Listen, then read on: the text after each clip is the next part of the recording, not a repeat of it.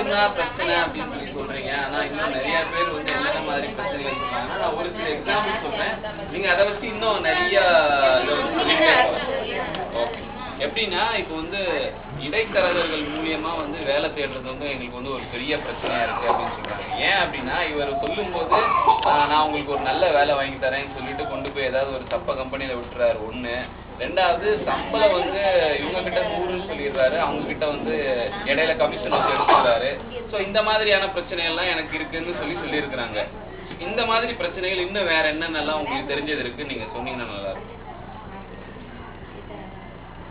இல்ல நீங்க என்கிட்ட பேசலாம். இவங்கெல்லாம் நேரடியாவே போயிட்டு இருக்கிறாங்க. சம்பளத்துக்கு எல்லாம் நேரடியாவே கம்பெனிக்கு போய் அப்படியே சம்பளம் நான் வந்து அதை வந்து ஒரு எடுத்துக்காட்டா தான் சொன்னேன். இந்த மாதிரி பிரச்சனைகள் இருக்கு. சோ இது மாதிரி வேற என்னெல்லாம் பிரச்சனை இருக்குன்னு நீங்க சொல்லுங்கன்னு நான் கேக்குறேன். நாங்களும் போறது தரகர் மூலமா போறது இல்லை.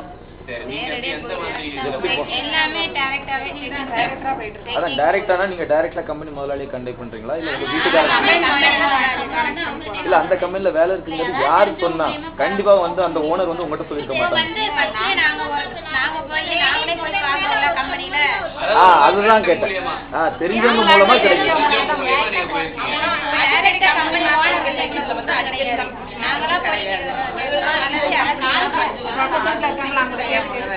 அதுதான் எனக்கு வேணும். தெரிஞ்சவங்க மூலமா போறது.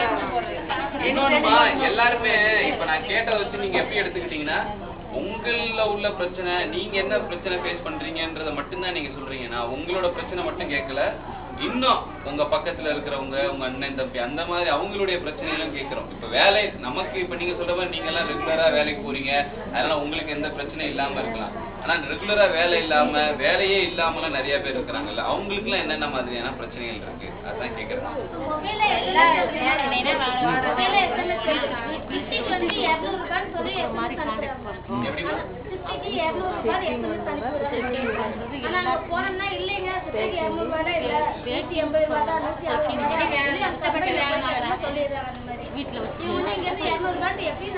உங்களுக்கு வந்து அந்த எஸ்எம்எஸ் வந்து வேற எஸ்எம்எஸ்ல இருந்து வந்த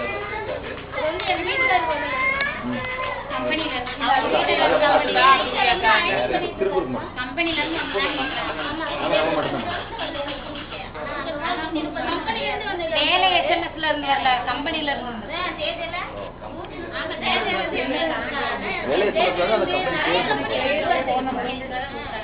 அது என்ன ப்ராப்ளம் நான் சொல்றேன். இப்போ ஜே கம்பெனி